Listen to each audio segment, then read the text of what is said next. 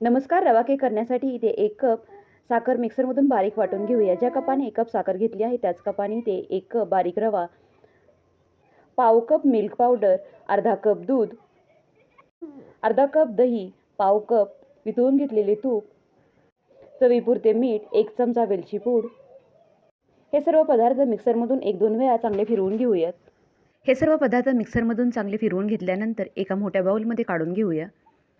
यामध्ये पाऊण चमचा बेकिंग पावडर, पाव चमचा बेकिंग सोडा घालून बेकिंग सोडा ॲक्टिवेट करण्यासाठी 2 चमचे दूध सोडून घेऊया व एकाच डिरेक्शनने एका दुसरा मिनिट चांगलं फेटून घेऊया. हे बॅटर एका केक टिनमध्ये ओतून 35 मिनिटासाठी मीडियम फ्लेमवरती केक बेक होऊ देऊयात.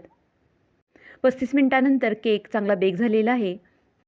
केक पूर्णपणे थंड झाल्यानंतर केक कट करून घेऊया.